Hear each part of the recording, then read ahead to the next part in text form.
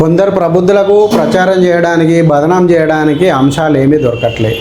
ఎందుకంటే దాదాపు 11 సంవత్సరాలుగా ఏ మచ్చలేని పాలన అందించానంటూ మొన్ననే కేంద్ర ప్రభుత్వం లేదా నరేంద్ర మోదీ ప్రభుత్వము 11 సంవత్సరాలుగా ఏ మచ్చ లేకుండా దేశాన్ని అభివృద్ధి పదం వైపు తీసుకెళ్ళాం మేమంటూ వికసిత్ భారత్ పేరిట దేశవ్యాప్తంగా ప్రచారం మొదలుపెట్టింది. అంతకుముందు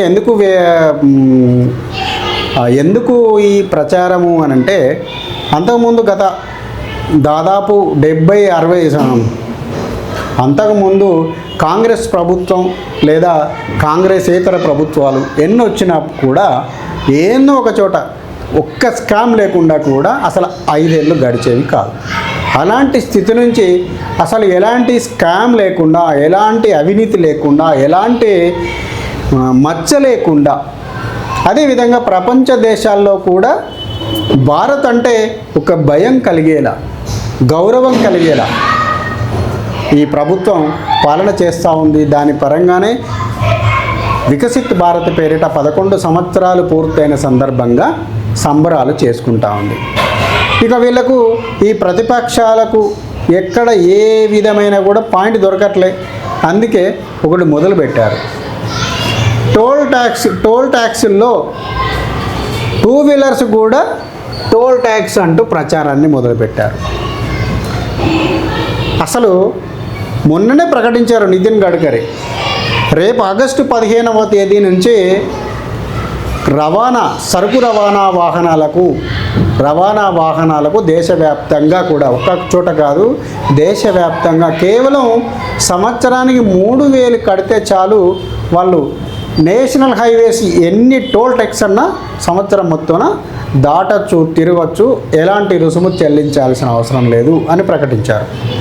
అంటే దాదాపు ఒక టోల్ ట్యాక్స్ పేరు మీదనే ఒక వాహనానికి సంవత్సరానికి మినిమం ఒక 30,000 కంటే ఎక్కువగా ప్రభుత్వానికి రుసుము ద్వారా పోతున్నట్లయితే అది కేవలం 3,000 రూపాయల్లో క్లోజ్ చేయడానికి 3,000 రూపాయలు మాత్రమే నామమాత్రపు రుసుము తీసుకొని వాళ్ళు దేశవ్యాప్తంగా ఈ నేషనల్ హైవేలో ఎక్కడైనా తిరగవచ్చు. ఎన్ని టోల్ ట్యాక్స్, కాశ్మీర్ నుంచి కన్యాకుమారి వరకు తిరగవచ్చు. ఇది ఆగస్టు 15 నుంచి అమలు చేస్తాం మేమంటూ ప్రకటించారు.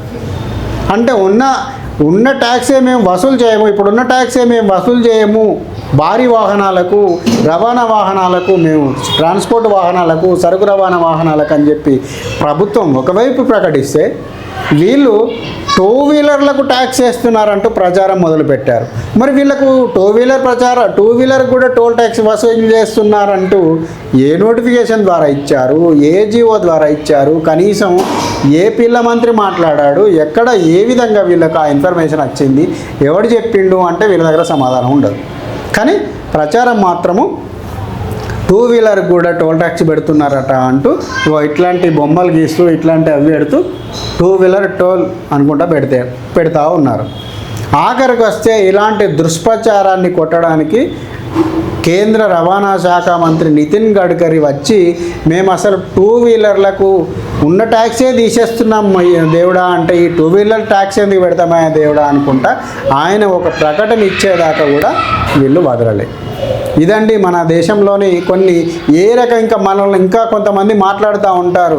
వాట్సాప్ యూనివర్సిటీలు, ఫేస్బుక్ యూనివర్సిటీలు, సోషల్ మీడియా యూనివర్సిటీల ద్వారా చదువుకున్న అంధభక్తులు, బత్తాయిలు అనుకుంటూ వీళ్ళు మాట్లాడుతూ ఉంటారు.